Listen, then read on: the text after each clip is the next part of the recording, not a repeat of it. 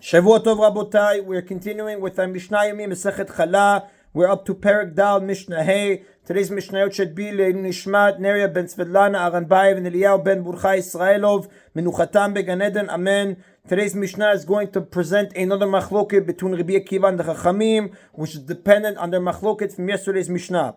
Shnei kabin, if someone made 2 doughs of 1 kav each, שנטלה חלתו של זה בפני עצמו ושל זה בפני עצמו, and the challah of this dough was separated by itself and the challah of this dough was separated by itself, חזר ועשה ניסה אחת, and he then went and combined the doughs into a single 2 kav dough. Rabbi Akiva poter, Rabbi Akiva exempts the combined dough from a challah obligation because challah was already separated. This ruling is in line with Rabbi Akiva's position in the previous Mishnah, in yesterday's Mishnah, where he ruled that if challah was separated for a dough containing less than the minimum amount of flour, it is valid as long as the final size of the dough was large enough to be subject to the challah obligation. The Chachamim mechayvin, but the sages required the challah be separated because in the opinion of the sages, the original challah separation was not valid since each dough contained less than the minimum amount of flour. Therefore, since the combined dough does contain the minimum amount of flour, it is necessary to separate challah from the combined dough. And the Mishnah concludes,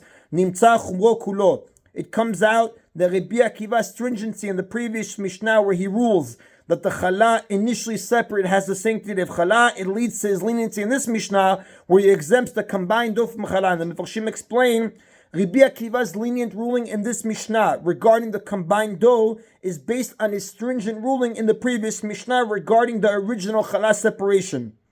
Since the initial challah separation is effective, there is no need to separate challah again after the doughs are combined. But on the other hand, the sages' leniency regarding the original challah separation leads to their stringent ruling regarding the combined dough. Since the initial challah separation never took effect, the doughs become subject to the challah obligation now when they are combined. And that is the Rabotai of Mishnah Hey. Mishnah Vav now discusses a situation where there is a doubt whether challah has been separated from a dough. The Mishnah refers to such dough as dough of demai. Normally, challah may be separated either from the dough itself or from other dough that is subject to challah. This discussion pertains to designating a dough from which challah has not been separated as challah for dough of demai that is tameh. The Mefarshim explain normally the term demai is used in the context of ma'asrot tithes in reference to produce purchased from an am haaretz, an unlearned person.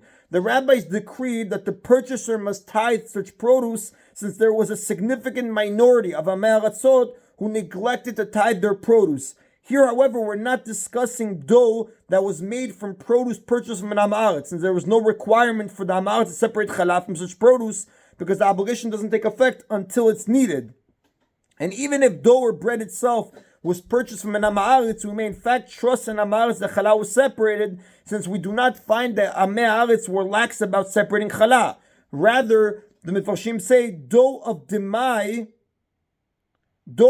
refers to dough whose status is in doubt for some other reason, like if there are contradictory testimonies whether challah was separated from it. The term demai is used in a borrowed sense to describe dough whose obligation for challah is in doubt. Now, commentaries offer various explanations to this Mishnah. Each explanation, though, the Mefarshim say has its difficulties, so the way we're going to read is how the Art School Elucidator reads it. They follow the approach taken by the Rambam in his Hilchot Bikurim, chapter 7, Adachat 13. The Rav, if you see here, he explains the Mishnah is referring to actual produce of an am haaretz. Again, we're going to read it how the Art School presents it based off the explanation of the Rambam. Notel Adam kedei challah me'isa shelo uma chalata la'asota b'tahora. A person may separate an amount that can be used as challah from a tahor dough whose challah has not yet been separated, la'asota b'tahora, and take care to keep it in a state of tahora, liot mafrish alea ve'oleh chalat demai, in order to continually designate portions of it as challah for dough of demai that are tameh, ad shetisarach.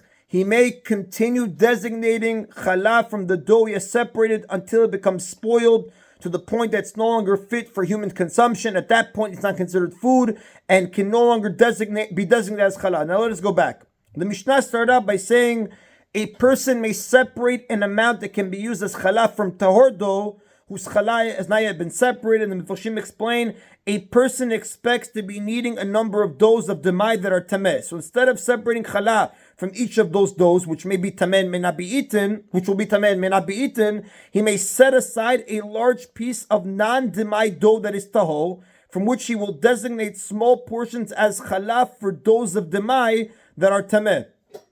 Now, the piece of tahol dough must come from dough that is still subject to the challah obligation, since challah exempt dough cannot be designated as challah. Therefore, the owner separates a large piece of dough that is still subject to the challah obligation, and then designates part of that piece as challah for the dough for which it was separated.